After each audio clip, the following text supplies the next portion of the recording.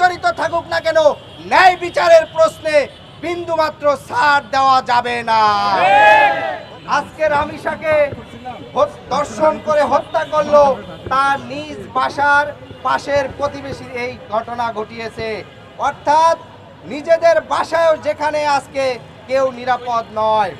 একই সাথে বন্ধুগণ, এর বিষয়ে আমাদের খুবই কার্যকরী উদ্যোগ নিতে হবে।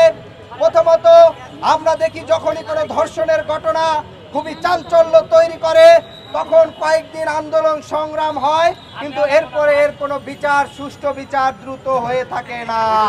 আমরা দেখি তনুর বিচার আজকে 10 বছর ধরে ঝুলেছিল। কেন ঝুলেছিল? কারণ ওই ক্ষমতার প্রশ্ন, ওই ক্যান্টনমেন্টের প্রশ্ন, যেখানে তনু ধর্ষণের শিকার হয়েছিল, যেই কারণে সেই ধর্ষণের বিচার করতে 10 বছরের বেশি লেগেছিল। তেমনি ভাবে মুনিয়াকে ধর্ষণের পরে হত্যা করা হয়েছে, সেই বিচারও আমরা এখন পর্যন্ত দেখিনি।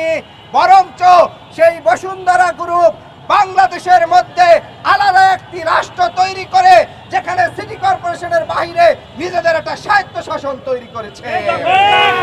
আমরা বলতে চাই বাংলাদেশ রাষ্ট্রকে এই ধরনের মাফিয়া, গুন্ডা এবং রাষ্ট্রের মধ্যে আরেকটি রাষ্ট্র, ছোট রাষ্ট্র তৈরি করা যাবে না।